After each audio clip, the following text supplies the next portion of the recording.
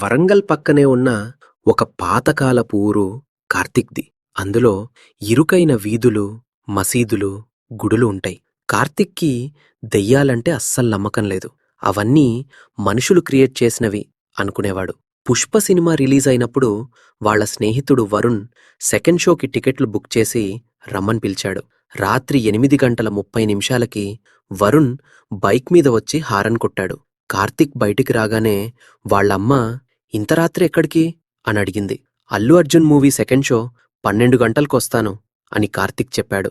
అప్పుడు వాళ్ళమ్మ, ఈ ఒక్కరోజొద్దురా, నా మనసంతా ఏదోలా ఉంది, పిచ్చి కలలొస్తున్నాయి, ఏదో అశుభం జరగబోతుందని అనిపిస్తోంది, రేపుదయం వెళ్ళు అని బతిమాలింది. కాని కార్తీక్ ఇవన్నీ మూఢనమ్మకాలు అని కొట్టిపారేసి గేటు దగ్గరే భయంతో చూస్తున్న తల్లిని వదిలేసి వెళ్ళిపోయాడు. థియేటర్లో విపరీతమైన రద్దీ. అల్లు అర్జున్ యాక్షన్ సీన్స్కి గట్టిగా అరుస్తూ బాగా ఎంజాయ్ చేశారు.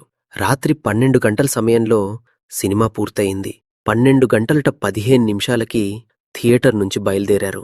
ఆకాశంలో చంద్రుడు మేఘాల వెనుక దాగిన చీకటి రాత్రి అది.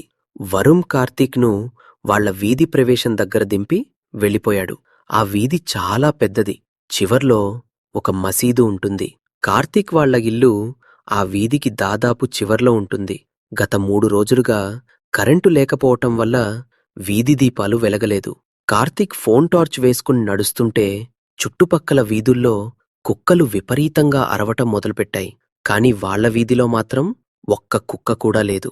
కాస్త దూరం వెళ్ళాక వెనక నుంచి ఎవరో నడుస్తున్నట్టు ఛన్ ఛన్ మంటూ చిన్న చిన్న అడుగుల శబ్దం వినిపించింది. టార్చ్ వేసి వెనక్కి చూస్తే ఎవరూ లేరు. తన ఊహే అనుకుని వేగంగా నడుస్తుంటే మళ్లీ ఆ శబ్దం మరింత దగ్గరగా.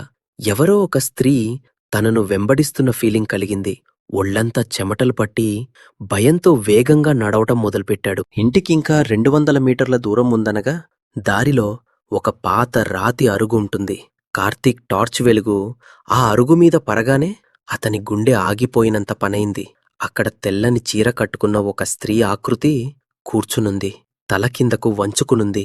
నల్లని దట్టమైన జుట్టు కాళ్ల వరకు కప్పి ఉంది. దాని శరీరం స్పష్టంగా లేదు.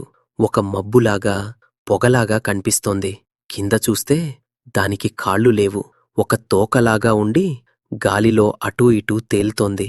భయంతో కార్తీక్ కాళ్ళు వణికిపోతున్నాయి. ఆ ఆకృతి నెమ్మదిగా తన తల పైకెత్తడం మొదలుపెట్టింది. దాని ముఖం ఎట్టి పరిస్థితుల్లోనూ చూడకూడదు అని అంతరాత్మ బలంగా చెప్పడంతో కార్తీక్ వెనక్కి తిరిగి ఇంటివైపు ప్రాణభయంతో పరుగుతీశాడు. అతను పరిగెడుతుంటే వెనక నుంచి పెద్ద పెద్ద అడుగుల శబ్దం ఛన్ ఛన్ మంటూ చాలా దగ్గరగా వస్తోంది. ఇంటి గేటు దగ్గరికి చేరుకుని గట్టిగా అమ్మా అమ్మా అని అరుస్తూ గేటు బాదాడు. వెనక్కి తిరిగి చూస్తే ఆ ఆకృతి కేవలం 10 నుంచి 12 అడుగుల దూరంలో ఉంది. దాని తల పైకే ఉన్న ముఖం జుట్టుతో కప్పబడి ఉంది.